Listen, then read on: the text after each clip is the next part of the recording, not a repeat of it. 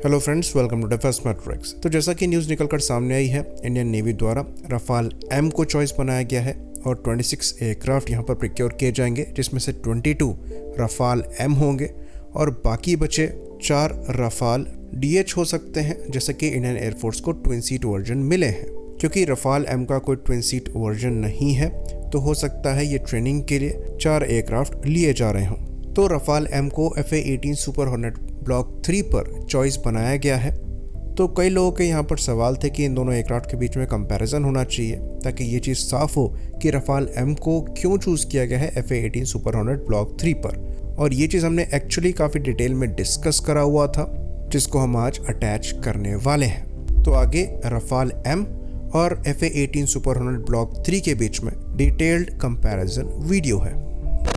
तो कंपैरिजन की जो शुरुआत है वो हम रडार से करेंगे। रफाल में जो रडार है वो RB-E2 AESA रडार है, जिसमें करीबन 830 DR मॉड्यूल्स है और 200 किलोमीटर की रेंज है 3 मीटर स्क्वायर आर्शियस के लिए। वहीं पर सुपर हॉर्नेट ब्लॉक 3 की बात करें तो इसमें AN/APG-79 रडार है, जो कि अगेन एक AESA रडार है, जिसमें करीबन 1000 के ऊपर TR मॉड्यूल्स हैं और 150 किलोमीटर की रेंज है 1 मीटर स्क्वायर आर्शियस के लिए और करीबन 250 किलोमीटर की रेंज है 3 मीटर स्क्वायर आर्शियस के लिए। तो डेफिनेटली सुपर हॉर्नेट ब्लॉक 3 का जो रडार है वो ज़्यादा बेटर है।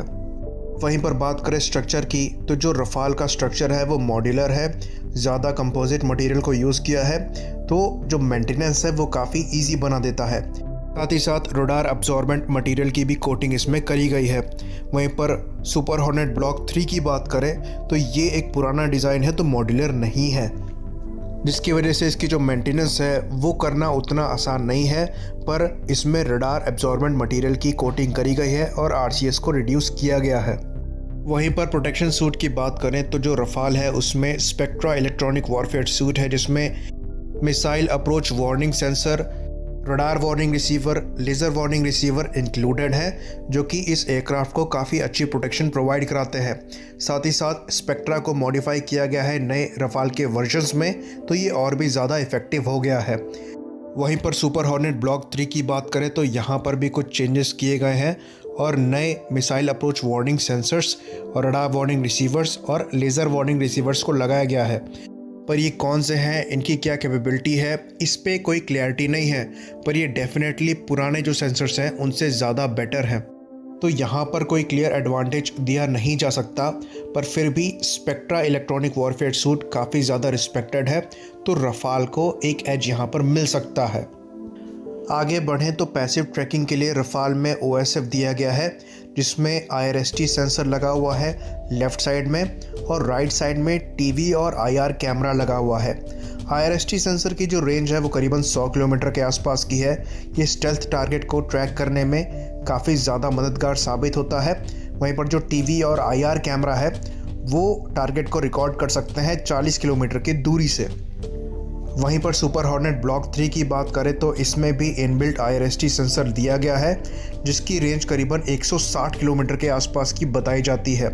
वहीं पर TV और IR कैमरा की बात करें तो इसमें वो चीज़ अवेलेबल इनबिल्ट नहीं है। तो अगर रेंज की बात करें तो सुपर हॉर्नेट ब्लॉक 3 का जो IRST सेंसर है उसकी रेंज ज़्यादा है, पर एक एडवांटेज रफाल को अपने OSF पर है कि उसमें एक एक्स्ट्रा सेंसर लगा हुआ है TV और IR रिकॉर्डिंग के लिए, तो यहाँ पर भी एक क्लियर एडवांटेज नहीं दिया जा सकता।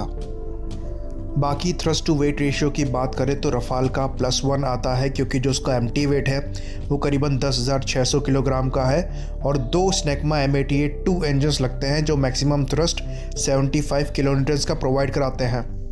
वहीं पर सुपर हॉर्नेट ब्लॉक 3 की बात करें तो पहले जो इसका थ्रस्ट टू वेट रेशियो है वो 1 के नीचे था, पर क्योंकि इसमें नए GE F414 EPE इंजन लगे हैं, जो कि करीबन 20% ज़्यादा थ्रस्ट देते हैं पुराने इंजन से, तो अब इसका जो थ्रस्ट टू वेट रेशियो है वो 1 को क्रॉस कर गया है। क्योंकि जो एम्प्टी वेट है सुपर हॉर्नेट ब्लॉक 3 का वो करीबन 14,500 किलोग्राम है, जो कि करीबन 4,000 किलोग्राम ज़्यादा है रफाल के एम्प्टी वेट से, इसलिए थ्रस्ट टू वेट रेशियो इसका कम हुआ करता था, पर इंजन अब ज़्यादा पावरफुल हो गया है। टोटल 116 किलोन्यूटन का थ्रस्ट पैदा करता है जनरल इलेक्ट्रिक का F414 EPE इंजन, इसीलिए अब जो थ्रस्ट टू वेट रेशियो है वो 1 को क्रॉस कर गया है। जिसने इस एयरक्राफ्ट के एक्सेलरेशन को भी बेटर बनाया है। बाकी इंजन से ही रिलेटेड एक और चीज़ है जिसे सुपर क्रूज़ की एबिलिटी कहते हैं। तो रफाल जो है वो मैक 1.4 तक सुपर क्रूज़ कर सकता है, यानी कि अपना फ्यूल बचाते हुए सुपरसोनिक फ्लाइट को कर सकता है। वहीं पर सुपर हॉर्नेट ब्लॉक 3 की बात करें तो इसमें सुपर क्रूज़ की एबिलिटी नहीं है। तो सुपर क्रूज़ की वजह से कॉम्बैट और रेंज एडवांटेज रफाल की तरफ जाता है, और जो सुपर हॉर्नेट ब्लॉक 3 है उसको यहाँ पर डिसएडवांटेज है। बाकी अगर डेटा फ्यूजन और डेटा लिंकिंग की बात करें तो रफाल में काफ़ी सिक्योर्ड डेटा लिंकिंग है और डेटा फ्यूजन काफ़ी अच्छा है। वहीं पर सुपर हॉर्नेट ब्लॉक 3 की बात करें तो इसमें भी डेटा फ्यूजन और डेटा लिंकिंग बहुत अच्छी है। तो यहाँ पर ये चीज़ दोनों में अच्छी है, किसी को कोई क्लियर एडवांटेज नहीं है। बाकी प्रोटेक्शन में टोर डिकॉय की बात करें तो जो रफाल है वो इजरायली एक्सगार्ड को यूज़ करता है, जो कि भारतीय वायुसेना यूज़ कर रही है। वहीं पर ब्लॉक 3 की बात करें तो इनके पास अपने नए एडवांस ALE-55 टोर डिकॉय सिस्टम है। तो ये दोनों ही सिस्टम काफ़ी इफ़ेक्टिव हैं, तो यहाँ पर भी किसी को क्लियर एडवांटेज नहीं है। बाकी कॉम्बैट रेंज की बात करें तो जो रफाल है उसकी कॉम्बैट रेंज ज़्यादा बेटर है एक्सटर्नल ड्रॉप टैंक के साथ, जो उसकी वेपन कैरिंग कैपेसिटी को रिड्यूस कर देता है, पर फ्यूल इकोनॉमी भी ज़्यादा है तो सुपर क्रूज कर सकता है। वहीं पर सुपर हॉर्नेट ब्लॉक 3 की बात करें तो इसकी जो कॉम्बैट रेंज है वो थोड़ी सी कम है रफाल की कंपैरिजन में, पर इसमें ड्रॉप टैंक कैरी करने की ज़रूरत नहीं पड़ती है क्योंकि इसमें CFT दिए गए हैं। साथ ही साथ ड्रैग भी कम होता है, साथ ही साथ वेपन ड्रैग भी कम होता है क्योंकि इसमें एक स्टेल्दी लो ड्रैग वेपन पॉड भी दिया गया है जहां पर वेपन्स कैरी किए जा सकते हैं। तो ड्रैग कम होने की वजह से भी यहां पर फ्यूल इकोनॉमी बेटर मिल जाती है और वेपन भी ज़्यादा कैरी किए जा सकते हैं। तो ये लॉस और गेन सिचुएशन है दोनों एयरक्राफ्ट के लिए, यहाँ पर भी कोई क्लियर एडवांटेज नहीं है। वहीं बात करें टोटल पेलोड की तो रफाल का जो टोटल कैरिंग कैपेसिटी है वो 9500 किलोग्राम्स की है, जो कि कम हो जाएगी स्टोबार कैरियर से ऑपरेट करने पर। वहीं पर सुपर हॉर्नेट ब्लॉक 3 की बात करें तो इसकी मैक्सिमम कैरिंग कैपेसिटी 8000 किलोग्राम की है, जो फिर से कम हो जाएगी स्टोबार कैरियर से ऑपरेट करने पर। तो यहाँ पर रफाल को एडवांटेज है। वहीं पर अगर मैकेनिकल परफॉर्मेंस की बात करें तो जो रफाल का इंस्टेंटेनियस टर्न रेट हो गया, सस्टेन टर्न रेट हो गया, वो F-18 से बेटर है। साथ ही साथ जो पायलट है रफाल का वो 10G तक के मैनूवर्स परफॉर्म कर सकता है। वहीं पर सुपर हॉर्नेट की बात करें तो जो डॉग फाइटिंग एबिलिटी है इसकी रफाल के कंपैरिजन में वो थोड़ी सी कम होगी। रफाल को यहाँ पर क्लियर कट एडवांटेज है। वहीं पर जो G लिमिट है वो अराउंड +9 की है सुपर हॉर्नेट में। बाकी बात करेंगे विंग स्पैन की, जो कि एक इम्पॉर्टेंट क्राइटेरिया है कैरियर बॉन्ड एयरक्राफ्ट के लिए। तो जो विंग स्पैन है रफाल का जो कि फोल्ड नहीं किया जा सकता वो करीबन 36 फीट का है। वहीं पर सुपर हॉर्नेट की बात करें तो विंग फोल्ड करने के बाद जो विंग एरिया होता है वो करीबन 30 फीट का बनता है। तो 5 फीट का अंतर है, जो कि बहुत बड़ा अंतर नहीं लगता है, लेकिन अगर आपको 20 एयरक्राफ्ट के आसपास खड़े करने हो तो ये बहुत बड़ा डिफरेंस बन जाता है विक्रांत जैसे छोटे एयरक्राफ्ट कैरियर्स के लिए। तो यहाँ पर जो F-18 सुपर हॉर्नेट है उसको काफ़ी बड़ा एडवांटेज है रफाल के ऊपर। बाकी दूसरा एक इम्पॉर्टेंट क्राइटेरिया है, उसकी बात करें तो वो प्राइस है। तो एक सिंगल रफाल का जो कॉस्ट है वो $95 मिलियन के ऊपर का है। वहीं पर सुपर हॉर्नेट ब्लॉक 3 की बात करें तो उसका जो प्राइस है वो करीबन $70 मिलियन का है। तो यहाँ पर जो सुपर हॉर्नेट है वो एक सस्ता एयरक्राफ्ट है, जो अगेन उसे एक बड़ा एडवांटेज देता है। वेपन्स की बात करें तो जो रफाल है वो मीका और मीटियोर मिसाइल को फायर कर सकता है, साथ ही साथ हेलमेट माउंटेड डिस्प्ले के साथ आता है। वहीं पर ब्लॉक 3 की बात करें तो ये शॉर्ट रेंज के लिए साइड वाइंडर्स को यूज़ कर सकता है AIM-9X, और मीडियम रेंज के लिए AIM-120 AMRAAM के डिफरेंट वेरिएंट्स को फायर कर सकता है।